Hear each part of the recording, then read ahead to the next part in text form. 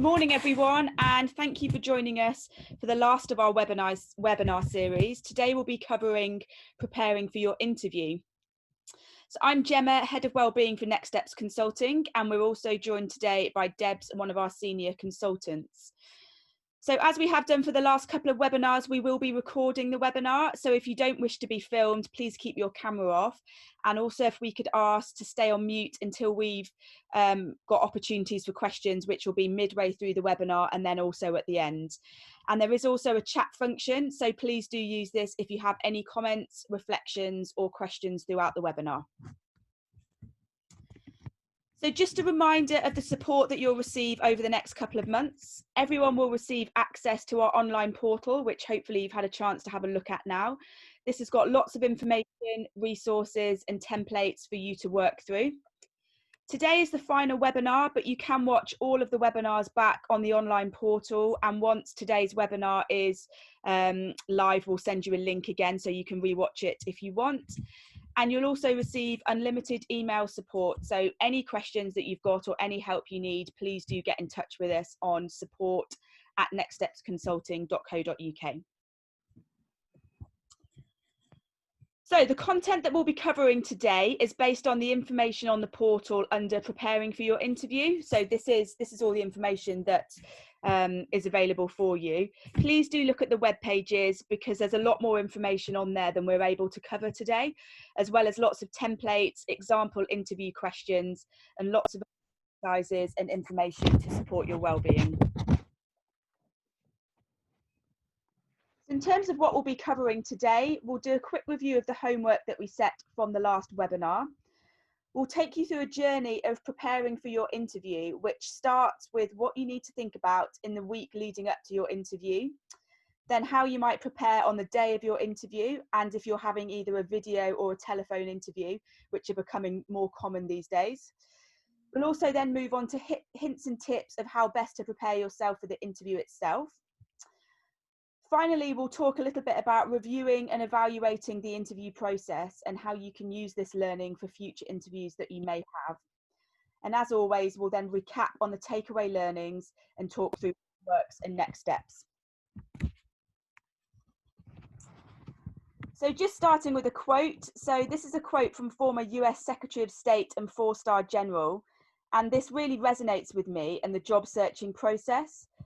To succeed in getting the job you really want, you'll need to put in lots of hard work and preparation. And there may be times where you do fail, but we all learn from failure and it's something that we all face. And by learning and growing from our mistakes will help us be even better in the future and help us achieve that perfect job that we want. So firstly, does anyone have any questions from the last webinar? Any reflections or thoughts from the homework set?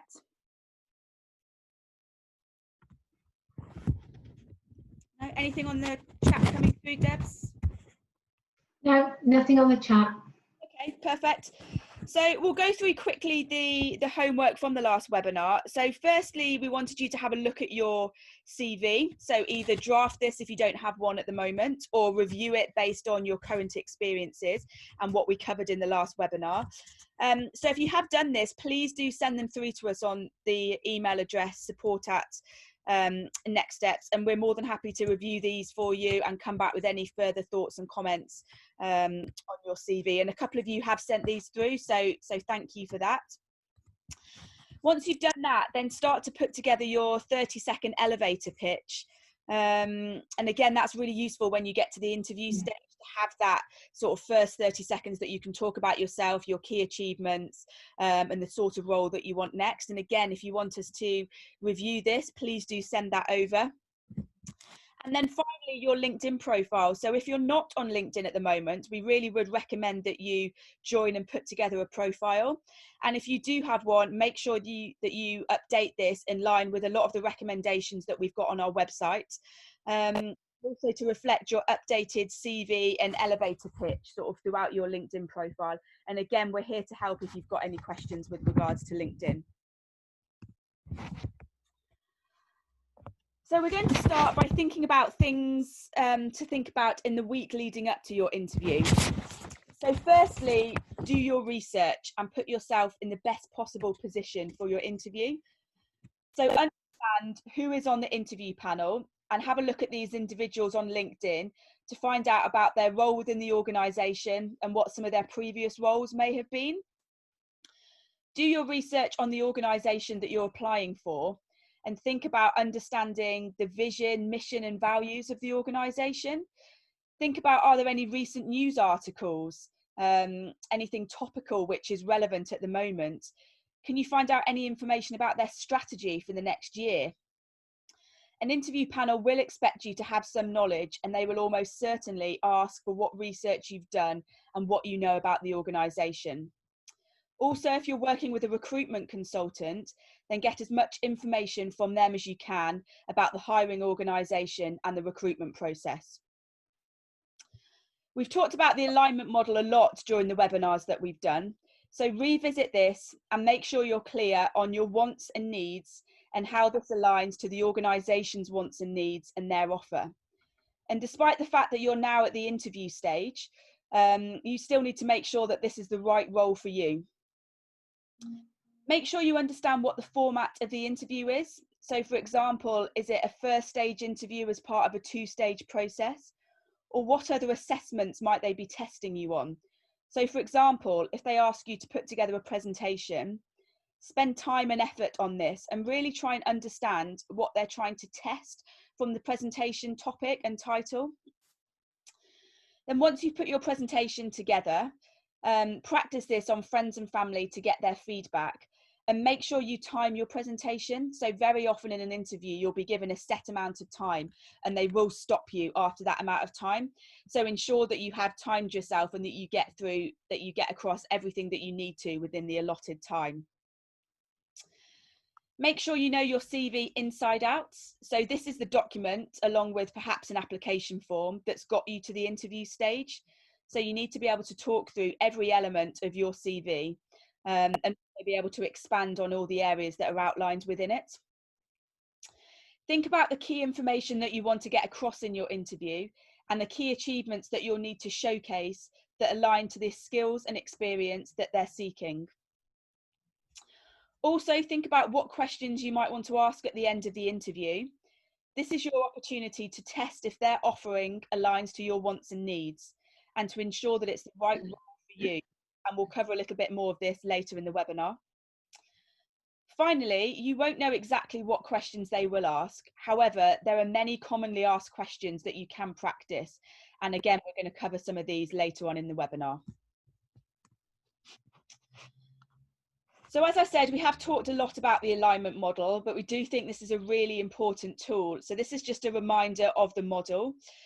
So at this interview stage, you want to ensure that your wants and needs align with what the organisation wants and needs and their offer. And again, if you think about quadrant 4, these are some of the questions that you might want to ask at the end of the interview just to test that understanding and to test that it is the right role for you. And again, we'll cover a little bit more of that later on. So it is completely normal to feel nervous in the days leading up to your interview and particularly on the day itself. So we've put together a few tips to ensure that you can be at your best and as relaxed and confident as possible. So firstly, it will be easier said than done to relax on the day of your interview, but particularly if your interview is later on in the day, try to do a couple of things that you find relaxing in the morning so you're not worrying about your interview throughout the whole day. Build into your plan for the day some times for things that you enjoy. So perhaps have a bath in the morning, go for a walk, read a book or listen to some music. You'll have done all your preparation in the week before. So try not to spend the day of your interview trying to cram in any more preparation. Use this time for yourself to relax and so you can be in the best possible frame of mind. Everything is achieved twice, once in our mind and then once in reality. So try to visualize a positive interview, one where the panel are really engaged with your presentation or the answers to your question, where the conversation flows really, really well and you get across everything that you wanted to. By visualizing this in advance, it can help you have a more positive experience. give you a greater awareness of the experience that you're about to go through, and give you that confidence. And it will also help you think that this is not a new experience because you've gone through it in your mind and visualized it. It will help you feel more relaxed when you go through it. Have a good breakfast or lunch, eat something healthy and something that will keep you filled up and that won't give you a lull a couple of hours later. There's nothing worse than, feeling really, really tired just as you get into your interview because you've eaten, a big burger and chips. So have something healthy and that's going to keep you full up. So whatever the format of your interview, whether you're traveling or if it's via video or phone, ensure that you leave yourself plenty of time. If you're traveling, plan your route in advance. And if it's not too far away, perhaps even do a run through of the journey so you know how long it's going to take. Be clear on where you need to park and how long it might be to walk from the parking to the venue itself. It's not worth the additional stress with having to rush or being late. So do give yourself enough time to minimize any stress. Dress appropriately. So there might be some jobs that you go for where you think you might not need to wear a suit. So if you do have any queries, do ask the question and ask if there is any specific sort of clothing or attire that they would like. But if not, it's always better to be overdressed than underdressed. There'll also be clothes that you have that give you that extra element of confidence. So if you've got an outfit that makes you feel really, really good about yourself, then wear this for your interview. But do make sure that you're sort of comfortable and you're wearing something that is comfortable for you. Finally, before you get into your interview, turn your phone off. You don't want this going off in the interview, as this won't leave a good impression, and it also might distract you and sort of ruin your train of thought. So do that before you go into your interview. So I'm now going to pass on to Debs, who's going to cover phone and video interviews and the interview itself. Thank you, Jen. I'm going to talk through preparing for a video telephone interview. So with regard to the current situation with COVID-19, many employers have moved to conducting video or telephone interviews. It's likely that this will continue for some time to support the health guidance in the workplace and until the restrictions on social distancing come to an end. You need to de-risk yourself as much as possible and prepare for these type of interviews in the same way that you would prepare for a face-to-face interview. Research as much as you can about the industry, the organisation, the job. Visit the website, visit competitor websites and read up on relevant journals and articles. Do this in advance, as Gemma said, in your week leading up to your interview, so you don't do it whilst you're on the phone or on the video call itself. Plan in advance where you will have the interview, so ensure that you've got a quiet location, that seating is comfortable and that the appropriate visual impression that you're giving is clear, is clean and tidy, and ensure that you've got good connections, both in terms of mobile and internet. Close down any notifications on your phone and computer so you won't be distracted. So all of those little pop-ups and sounds that you get, make sure that they're closed down. And also ensure that you're not going to be disturbed by people, family, children or pets. So just make sure that you've got a good space. So let's focus on telephone interviews. As I've said, ensure that it's quiet and that you won't be disturbed. Consider standing up for the call. This helps with your nerves and it helps with voice projection and gives an impression of confidence. As I said, turn off your phone notifications for all those little apps that you've got going on live on your phone. Typically, telephone interviews would be around 30 minutes long. They're often used as a precursor to a face-to-face or video interview, and they're often conducted on a one-to-one basis, so just the interviewer and the interviewee only. Have a glass of water or some bottled water to hand in case your mouth goes dry on the call, and ensure that you've got a strong phone connection and coverage if you're using your mobile. Consider using speakerphone facility so that you can review or write down notes as you're going along, and just check this is acceptable to the interviewer and that they can hear you clearly. Don't just hang up at the end of the call. Ask a few general questions about the role, the organisation and the sector. and if not mentioned previously by the interviewer, ask when you'll be notified of the decision and what the next steps will be. Practice a telephone interview with a friend, relative or colleague. Video interviews can vary in style and length, are often similar to a face-to-face interview with 2 or more panel interviewers. Research the format for the video interview, so ask the recruiter or the contact that you have. Check whether it's going to be pre-recorded or live. So for some pre-recorded video interviews, the interview questions are pre-recorded or displayed on the screen, and you're recorded answering those questions, often in a time-limited way. Video interviews can be more traditional interview format, and they'll be normally in front of a panel, and the panel will ask various questions of you too. Get technical. So a few days before your video call, practice with connections and software, and ensure that your computer is fully charged or plugged in readiness for the video call. Use a quiet location where you won't be disturbed by noises or people. Make sure that the room that you choose is tidy, and you use a clean and simple background so that the recruiter focuses on you. Think about the lighting, so it won't be such a great interview if you can't be properly seen. Ensure that you've got no shadows, and use natural light if you can from a window, or put a lamp in front of the camera and adjust it so that it gets the best result for you. Referring back to what Gemma said about dressing appropriately, a rule of thumb for video interviews is dress as if you were attending a face-to-face interview. Think about how your clothes will look on screen and avoid busy patterns. If you do have your video interview in an area such as your bedroom, because it's a quiet space and you won't be disturbed, just mention that at the start of the interview with the interviewers, and just say that the reason it's in your bedroom, for example, is it's the quietest place in your house. Because let's be honest, we haven't all got a home office or a professional looking part of the house for interviews.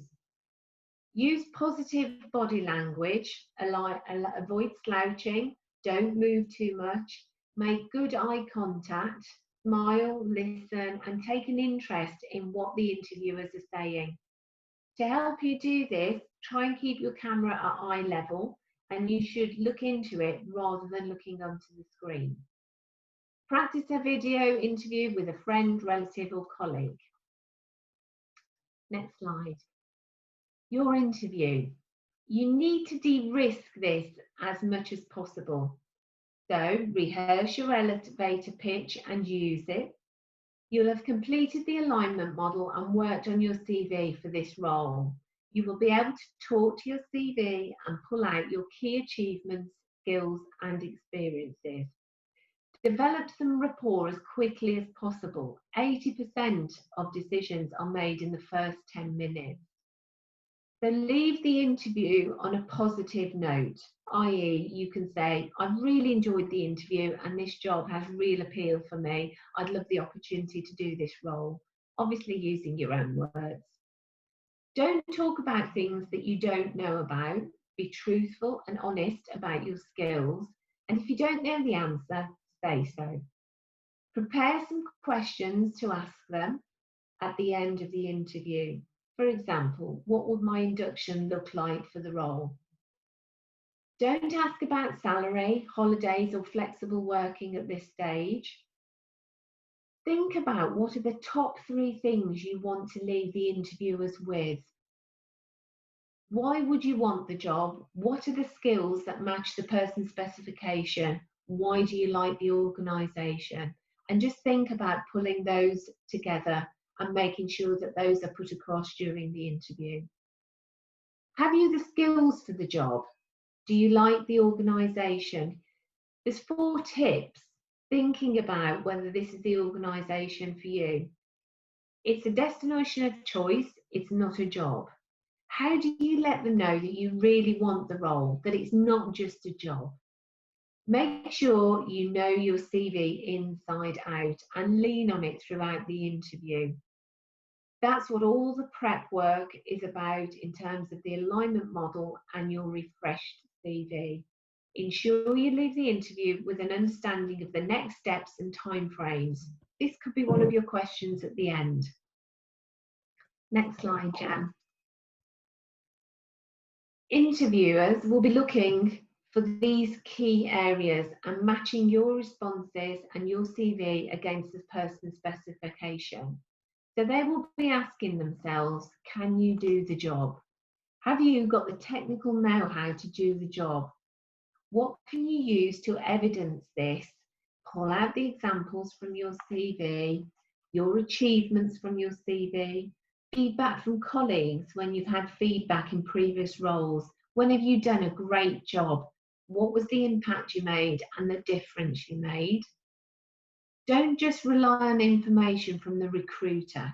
Ask them if you don't know or you don't think you've been given enough information. Are you up for it? Have you to sell? How do you sell that you want the job? Show the job and the job interviewers that you align to the work and the role that they have advertised. So the alignment work with the alignment model will demonstrate how you made impact in the role and organisation. And it's key that you prepare, and prepare some more. Do they like you?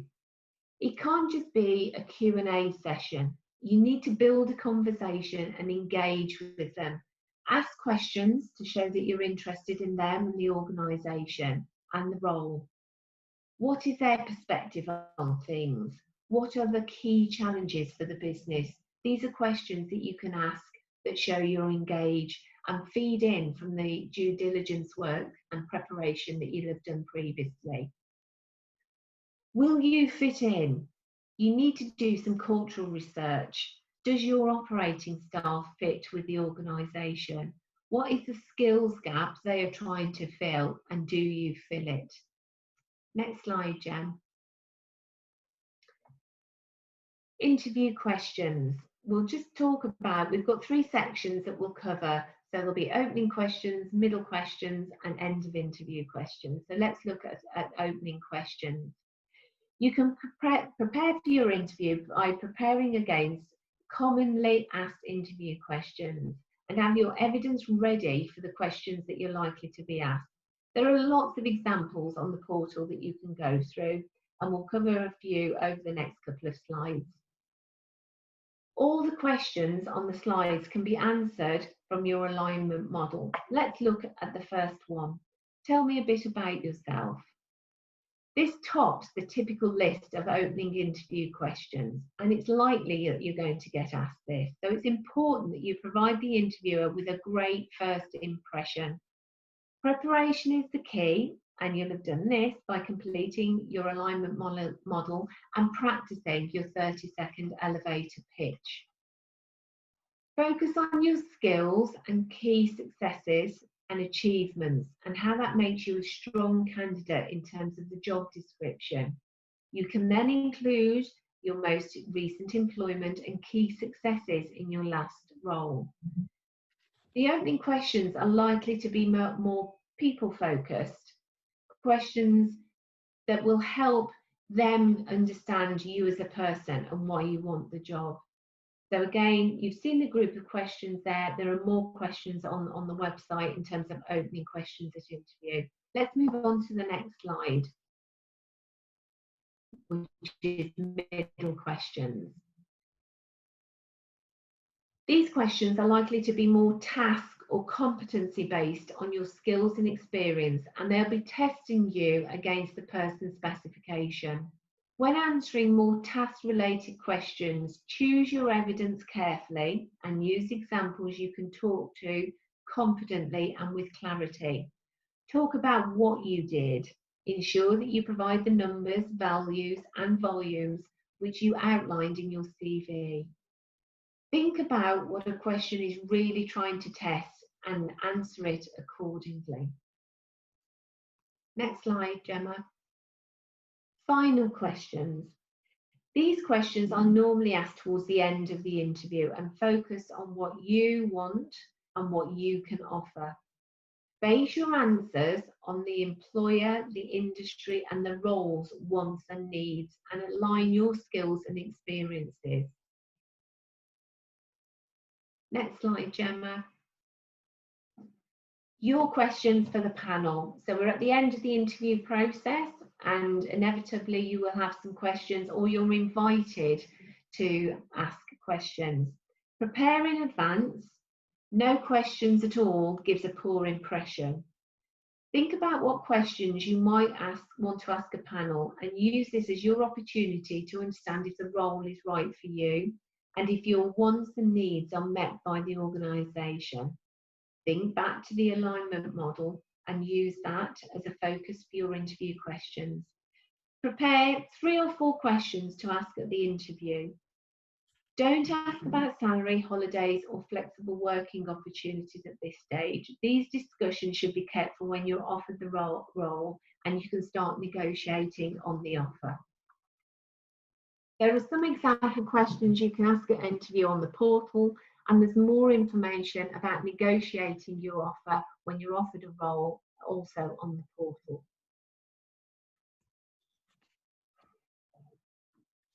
Are there any questions from Joe or Alice at this stage?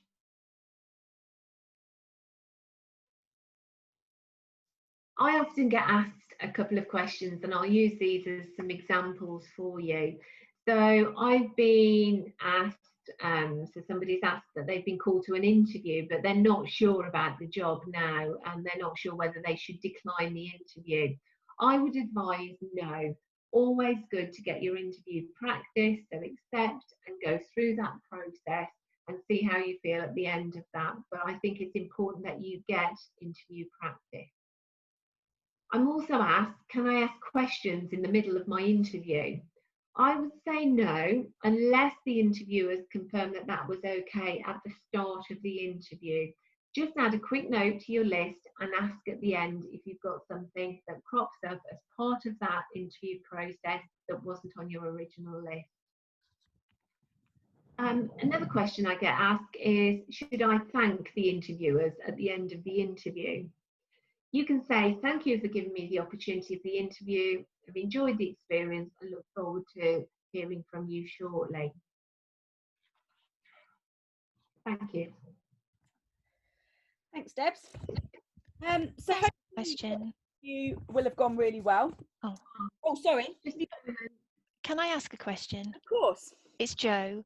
Hello, thank you. I do always get stuck on that question when interviewers ask, have you got any questions for us?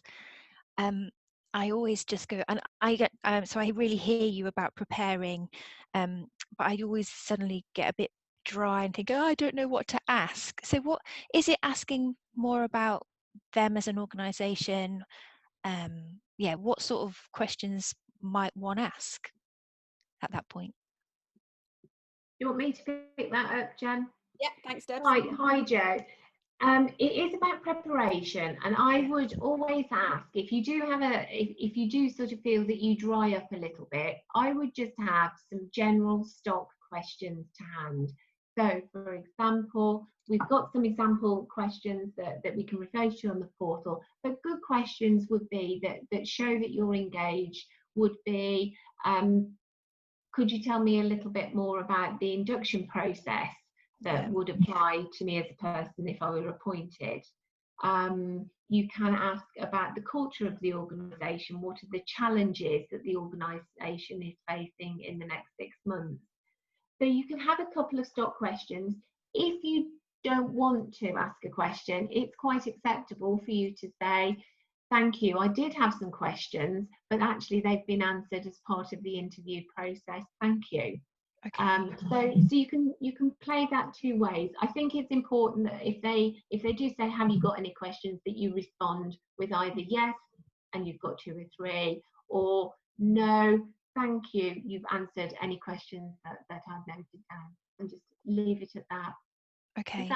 Yeah, that's brilliant. Thank you so much. No problem. Thank you. Any further questions? Okay, perfect. So we're at the stage now where hopefully your interview has gone really, really well and you get offered the role. But don't forget, going through the recruitment process is stressful and it is difficult. And however your interview is gone, it's really important to reflect and evaluate and be honest with yourself and take the positives from the situation and use this experience as an opportunity to learn and develop for future interviews. So as soon as you can after your interview, spend a bit of time to understand the learnings. What went well? What could you have improved on? What questions might you have found difficult to answer? Or did you get across everything that you wanted to? Whenever the opportunity arises, seek feedback and again, use this as part of your ongoing learning. Finally, remember that some of an interview is completely out of your control, and even the best candidates sometimes do not get the job, and you can't control what the panel might be looking for or if your offering doesn't exactly align to their wants and needs. So if you are unsuccessful, try not to take this personally. Think about rating yourselves after your interview on a couple of areas that we've outlined here. So did you arrive on time? Were you late? Were you early? How did you introduce yourself? Was there anything that you could have done better? Did you feel confident? Did you have positive body language? Did you speak calmly and clearly? Or did you do what a lot of us do when we get really nervous, just kind of rush and talk really, really quickly? How was your non-verbal communication? So were you sat upright? Did you look engaged? Did you lean forward? Did you have really good eye contact? Deb's talked about building that good rapport. Do you feel that the interview was more of a conversation rather than just a question and answer? Did you listen to the questions? So again, sometimes we're so eager to answer the question that we maybe interrupt the person asking the questions, or we don't fully listen to understand what they're testing from the question.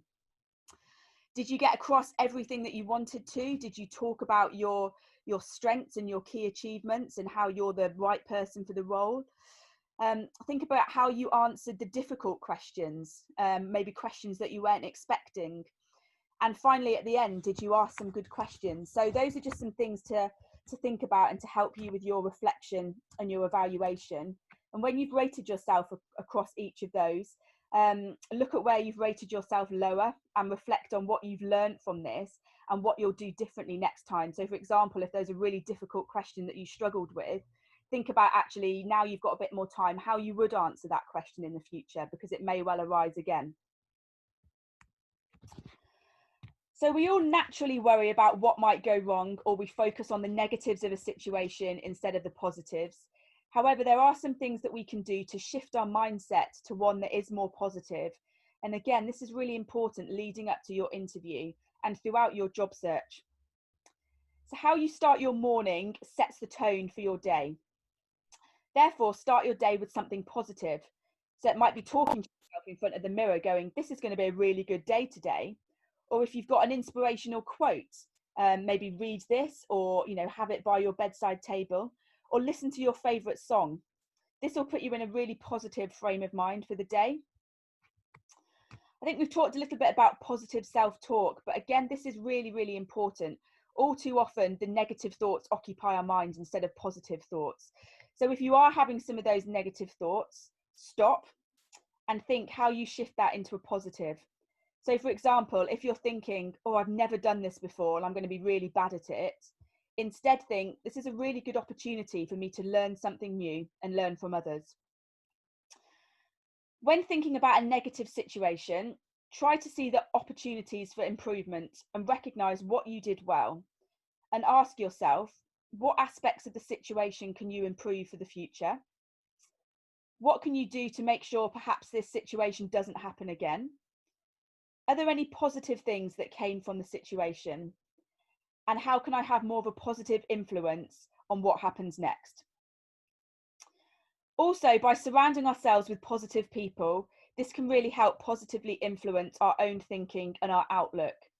So if you've got people around you that are always really negative, think about actually how much time you spend with them. And also try to be that positive person in the group. So try to be that person that people come to when they want some positivity in their life. By regularly practicing gratitude and taking time to notice and reflect on the things you're grateful for, Again, this can help us have more positive emotions and improve our well-being. So think about writing in a journal each day for things that you're grateful for, which again can help us put us in that more positive frame of mind. Or maybe put a post each day on social media for something that you're grateful for. So I'll now pass back to Debs, who's going to end the webinar for us. Okay, let's think about some takeaway learnings. If you put the effort into your alignment model and your CV is strong, this will give you the confidence to go out to the jobs market and speak confidently about yourself and what you offer. You have an overview now of the types of interviews being used at present and the format of the questions. And again, we can't emphasize enough, prepare, prepare, and prepare. Next slide. Homework and next steps. Finalise your general CV. You really need to be at a point where you've got a strong CV. Finalise your 30-second elevator pitch, which will inform what is great about you, and you'll be confident about saying that out loud. Review the types of questions typically asked at interviews, group them and prepare your answers to them, aligning it to your CV.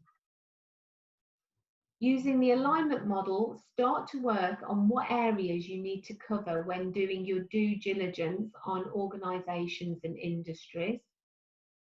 Think about how the different types of industries will be aligned to your wants and needs. Remember, we're here to support you. Please do get in touch if you've got any questions or would like advice on anything. Next slide. This is a quote from Arthur Ashe. Arthur Ashe was an American tennis player and the only black man ever to win the singles title at Wimbledon, the US Open and Australian Open. His words drive home the importance of preparation and that this is the key to self-confidence. And it really resonates for me because it is about putting in the work, being successful and having that self-confidence, and all of that is underpinned by your preparation. And final slide, are there any further questions? We'd like to thank you for attending this morning's session again. We'll stay online for the next 20-30 minutes, so if anybody would like to stay and talk and ask any further questions on the webinar or anything else relating to support, we're here to answer your questions. Thank you for listening.